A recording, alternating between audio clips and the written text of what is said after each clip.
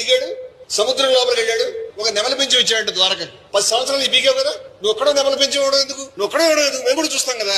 అక్కడ ఏముందంటే గ్రాఫిక్స్ మొత్తం దేశం అంతా ప్రచారం చేశారు. కృష్ణుడి మందిరం ఉంది, రాజమహల్ ఉంది, గాడిద గుడి ఏమీ లేవు. పచ్చబద్దాలు ఉంటే నాకే అభ్యంతరం లేదు, ఉండాలని కోరుకుంటాను. ఈ దేశాన్ని ఎంత విధ్వంసం చేయడం భరించలేకపోతున్నాం అసలు. రాముడు గుడి ఓపెన్ అవుతుంటే ఒకరోజు పాములు వచ్చినాయి, ఒకరోజు కోతులు వచ్చినాయి, ప్రతి ఒక్కళ్ళు చూశారు. ఒకరోజు కుక్కలు వచ్చినాయి, ఒకరోజు మరెవరో వచ్చారు అని గ్రాఫిక్స్ లో తయారు చేసినటువంటి మొత్తం దేశం అంతా ఏం కర్మ ఇది నీ గ్రాఫిక్స్ బొమ్మ తయారు లేకపోతే రాముడికి దిక్కులేదా? సింధు నాగరికతకు సంబంధించినటువంటి ఆ పీరియడ్ కి సంబంధించినటువంటి కట్టడాలు ఉన్నాయి కింద కొన్ని, మరేవి లేవు.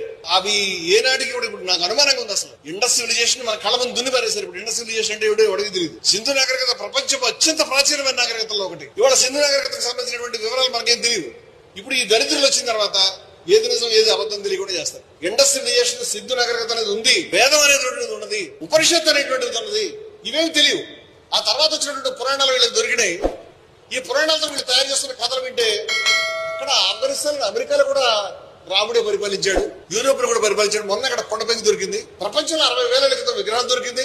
ఆ విగ్రహం దొరికిందంటే విగ్రహం కనీసం వీడియో విగ్రహం ఉండదు, విగ్రహాలు మారుతూ ఉంటాయి. ప్రతిరోజు ఒకటి తయారు చేస్తారు ఈ ఫ్యాక్టరీ. నాగస్వరానికి నాగపావులు ఆడినట్టుగా దేశంలో ప్రజలంతా కూడా మనది చాలా గొప్ప నాగరికత రాముడు పరిపాలించాడు, కృష్ణుడు పరిపాలించాడు.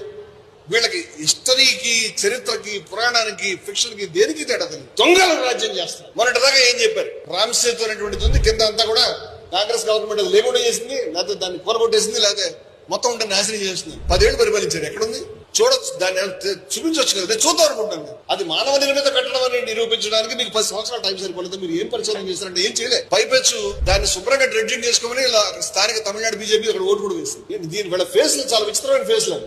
ఇక్కడేమో ఎవరైనా ఆవు మాంసం తినడానికి దాడులు చేస్తారు. నార్త్ ఈస్ట్ లో ఆవు మాంసానికి సంబంధించి వాళ్ళే కమిట్మెంట్లు ఇస్తారు. వాళ్ళ సావర్కర్ ఆవుల్ని చంపి సైనికులకి మంచి పుష్టికరమైన భోజనం పెట్టమన్నాడని తెలుసా మీకు? సావర్కర్ ఆ విషయాలు ఎప్పుడు వాళ్ళు దాచిపెడతారు. వేదాలు కూడా నేను తీసి చూపిస్తాను, మరి భవిష్యత్తులో ఉండేవారు నాకు తెలియదు. అలాంటివే లేవు. వీళ్ళు తయారు చేస్తున్నటువంటి కొత్త ఫ్యాసిస్ట్ మతం ఏదైతే ఉన్నదో ఇది మన కళ్ళ ముందు ఒక హిట్లర్ తయారవుతున్నాడు. మన కళ్ళ ముందు ఒక ముస్సోల్ని, ఒక హిట్లర్ మన కళ్ళ ముందు తయారవుతుంది. ఇలాంటి లాంగ్వేజ్ లోనే వాళ్ళు మాట్లాడారు. మనం ఏదో మనకు అన్యాయం జరిగిపోయింది, మనకు చాలా గొప్ప కథ ఉన్నది, మనకు చాలా గొప్ప ప్రాచీనమైన చరిత్ర ఉంది, మనందరూ తొక్కేశారు, అందరూ దుర్మార్గులే, ఈ ప్రచారం